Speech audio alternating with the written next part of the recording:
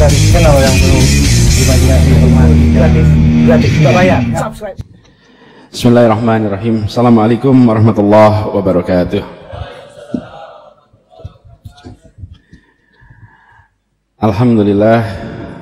Alhamdulillahilladzi arsala rasulahu bil huda wa dinil haq liyudhhirahu ala dini kullihi wa kafa billahi shahidah.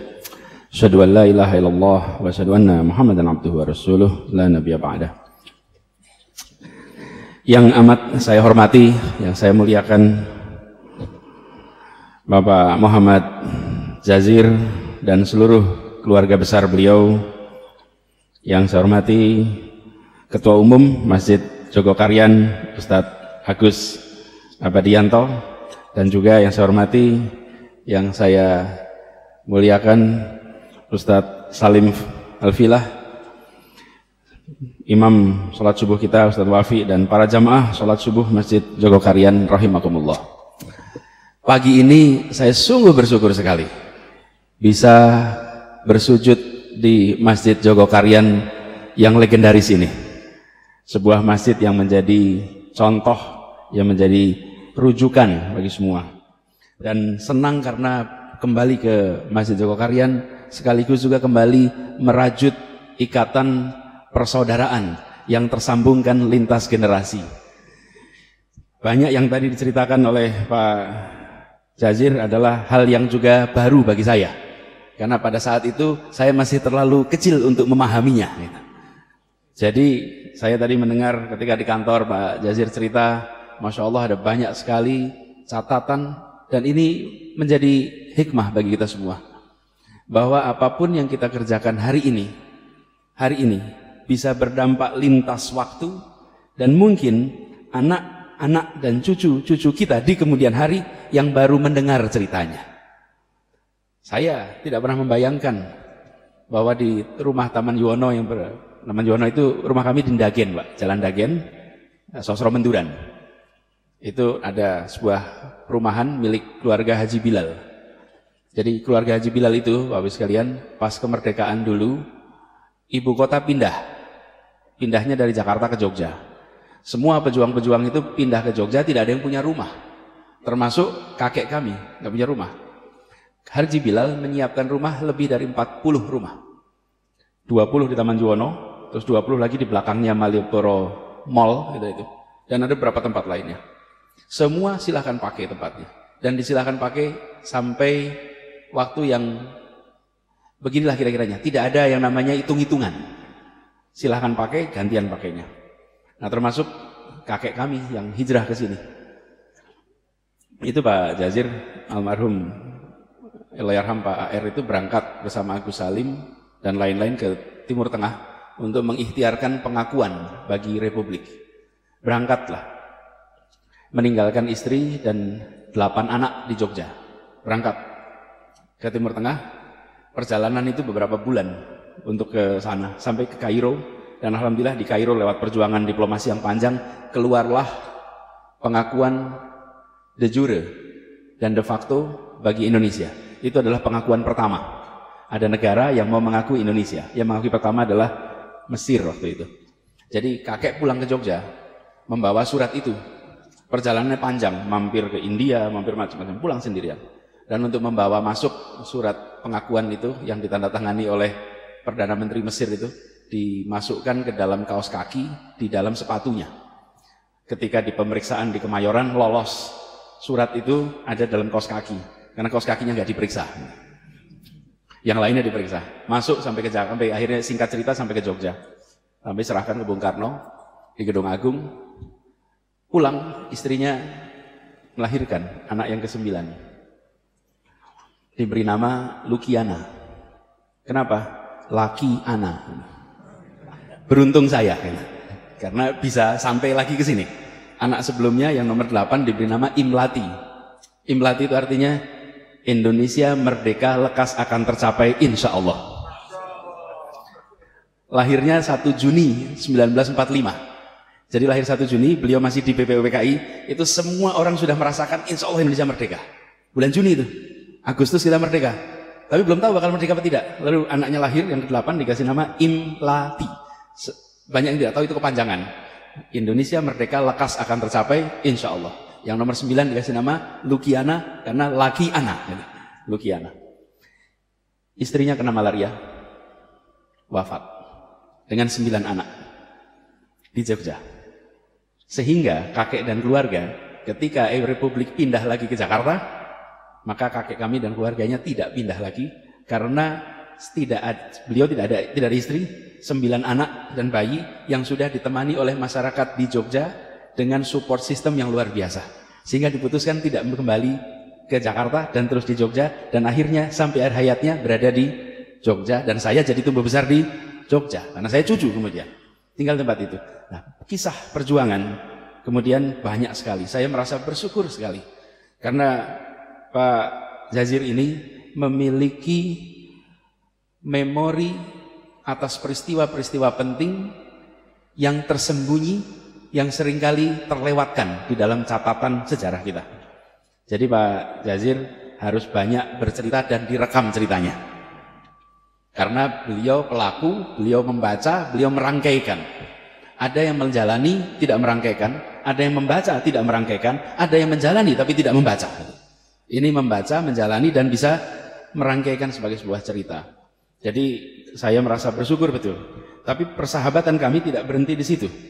Bukan antar kakek dan Pak Jazir. Jadi kalau saya panggil Pak Jazir, panggil kakek boleh sebetulnya.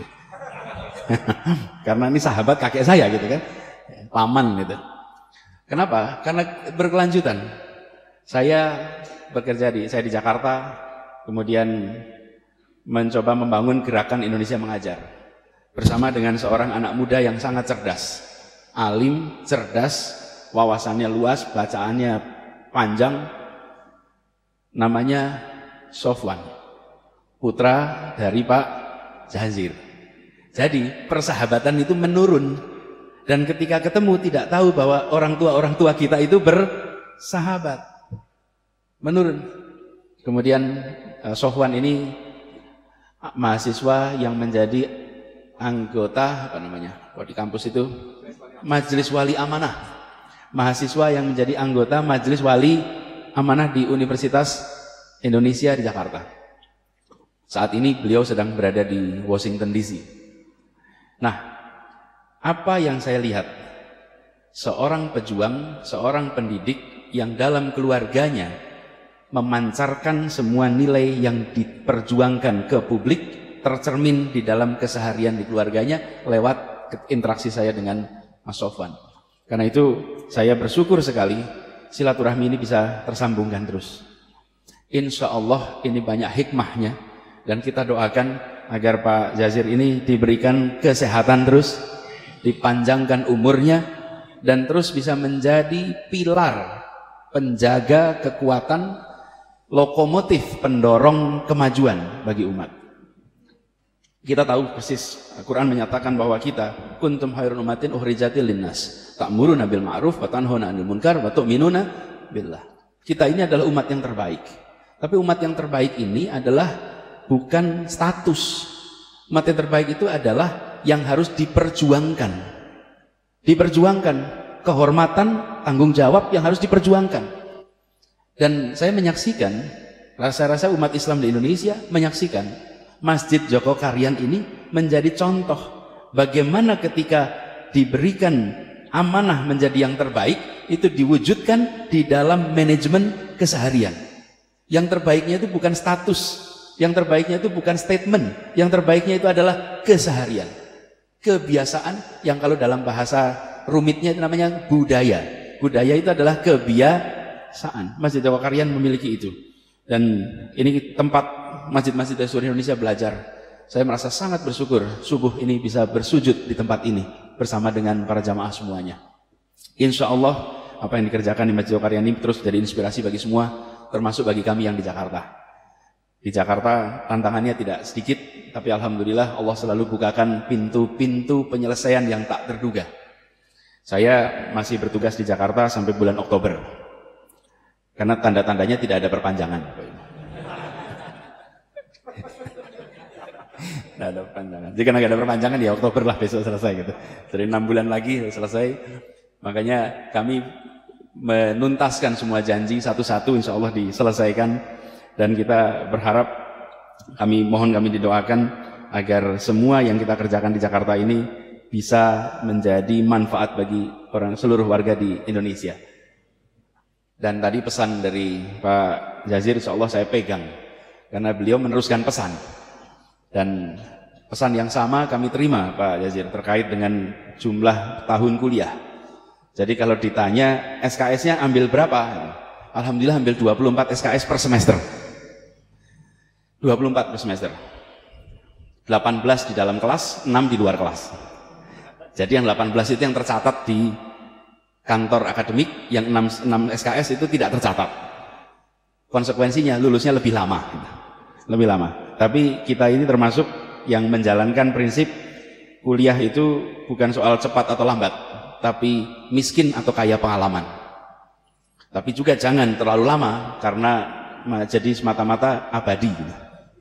Itu ada istilah masuk abadi ya. Cepat, bukan cepat atau lambat, tapi kaya dengan pengalaman. Bapak Ibu sekalian yang saya hormati, izinkan juga dalam kesempatan ini kami menyampaikan terima kasih apresiasi pada Ustadz Salim Al-Filah yang saya berkali-kali berharap bisa kedatangan beliau untuk bicara di tempat kami. Akhirnya malah kesempatannya mendengarkan langsung di sini gitu. Karena beliau jadwalnya padat, kami ingin sekali nanti suatu saat bisa bersama-sama, karena bukunya Ustadz Salim ini tentang Diponegoro itu sebuah inspirasi yang luar biasa. Kalau kita lihat Diponegoro ini adalah salah satu pejuang yang kalau boleh kita runtut, Indonesia merdeka itu mungkin awalnya adalah Pangeran Diponegoro. Secara singkatnya begitu. Karena Pangeran Diponegoro melakukan perlawanan gerakan, karena sebelumnya belum ada perlawanan seperti gerakan Pangeran Diponegoro. Belanda mengalami kebobolan pembiayaan yang luar biasa. Ongkos menghadapi perang itu luar biasa. Perangnya hanya 5 tahun. Bahkan ada yang bilang itu 5 menit Pak. 1825 sampai 1830. 5 menit perangnya. Perangnya 5 tahun.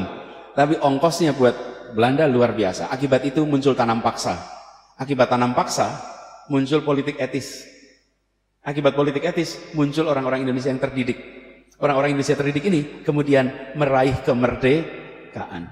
Jadi kalau diruat tuntutannya, Ibnu Khaldun, seorang sejarawan, itu yang pertama kali mengajarkan kepada kita pendekatan namanya path dependence. Jejaring ketergantungan dalam sebuah perjalanan sejarah.